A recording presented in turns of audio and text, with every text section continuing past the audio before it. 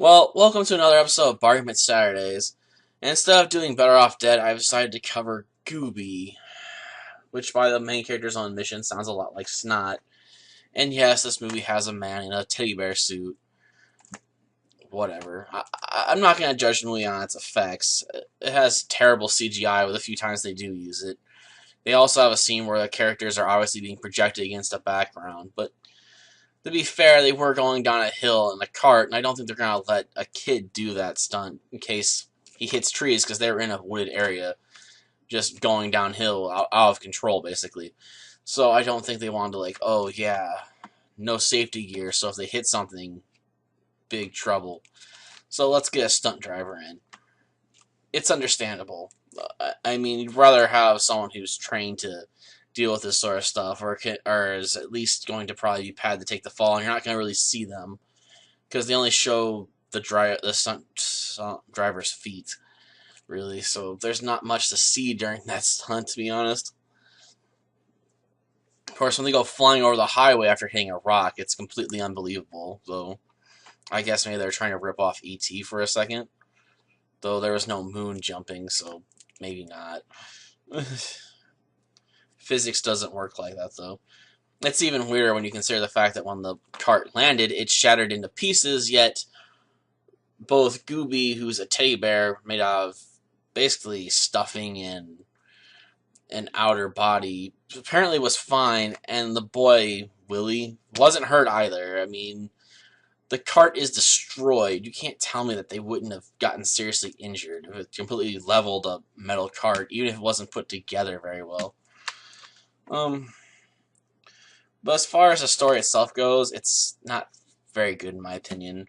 Or I should say, the messages are good and well executed. The story itself is badly written. There's scenes where Gooby's in very public places, and there's just no way he could get to them without being seen. So it becomes impossible for you to suspend your disbelief about the fact that no one is seeing Gooby. I mean, just look at this scene. Gooby, what are you doing? Shopping? Do you know this stuff? It's fantastic.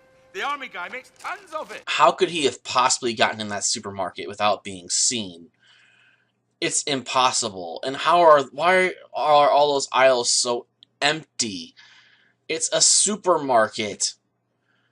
Unless they're there at like 2 in the morning, there's going to be a lot of people probably wandering around. Several dozen of them, in fact, if not more. So there's no way that they can just run around like that and not be seen. It just completely shattered my disbelief. And at that point, I got up and made some dinner out of a can of corn and a microwave. Yeah, I know, not the most impressive of dinners, but, I want something quick. But yeah. Maybe it was to my detriment, because when I came back, the movie started to hit a more serious stride with its messages, and I managed to miss out on quite a bit of story content because of it. Because I didn't pause the movie when I got up. I just let it keep playing, which I guess shows my own frustrations with the movie, because it wants to be a serious attempt at a family movie, I guess, but constantly throws jokes and whatnot that's meant to be funny to the audience that just doesn't really work.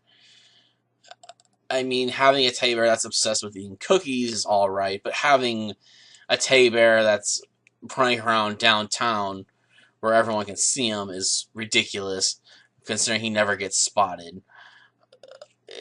There's a limit to how much you can push my suspension, okay? I guess I've repeated myself quite a few times, but it's that important of a point. Like I said, the messages are good, and it does have some strangely, oddly effective, tender moments, though I somewhat attribute that more to the young actor in this movie. He's actually pretty good, so I guess that's a plus. It's not often you see a decent child actor. More often than not, they're pretty horrible. Let's face it, acting's a craft that takes years to shape, so I guess anyone that can bring any sort of natural talent to the table is a plus. Unfortunately, the movie, I think, wasted its money too much on star power, I guess. I don't know why you'd bother with it, because there just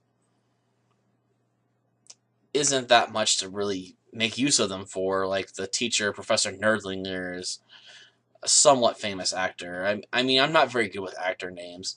And yeah, I know, having a guy named Professor Nerdlinger is obviously meant to be a joke. Of course, the professor, I guess he's not a professor, he's a teacher, is obsessed with becoming famous and is constantly upset about the fact that no one knows of his book series. He's an author of at least 3 books and spends even one scene in the movie criticizing Lewis Carroll for only being the author of 1 book, Alice in Wonderland, and even complains about how he didn't do any of his own illustrations, that someone else was brought in to do that. It's sort of funny, I guess, somewhat, to have a professor that obsessed with people knowing his books. But at the same time, he's just not that important of a character. I mean, he's one of the few that saw Gooby, and he's like, I gotta get a picture. I gotta prove there's a giant orange furry monster. And become famous, finally, for something. I mean, that's his motivation throughout the second half of the movie. So I guess you can consider him the antagonist. For the most part, the movie wants to be about dealing with normal problems, I guess. Because the Willie and his family move at the beginning of the movie, and it's sort of always going to be rough on a kid, you know, when they lose all their friends, assuming Willie even had friends, considering he has one of the most overactive imaginations I've ever seen, and believes in 2-headed aliens at the start of the movie. Obviously, the actor doesn't; the character does. Which is where the horrible CGI comes in, or at least some of it. There's the other scene where they're flying over the road too. That's also CGI, I believe. Yeah, it has to be. It's just that obvious.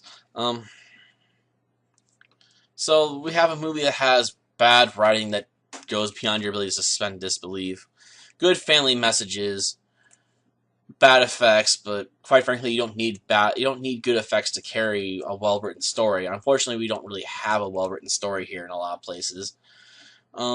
So I guess I don't know really what to say about Gooby as a recommendation goes. I guess I should say seek it out at your own risk. You may like it. You may end up like me and just get up and just walk away because you get so sick of it pushing your suspension of disbelief just too hard that you can't handle it because it just is too much to disbelieve. Until next time, then, and which we'll probably finish up this collection. There's only one movie left to go. Our Gang. Until then, see ya.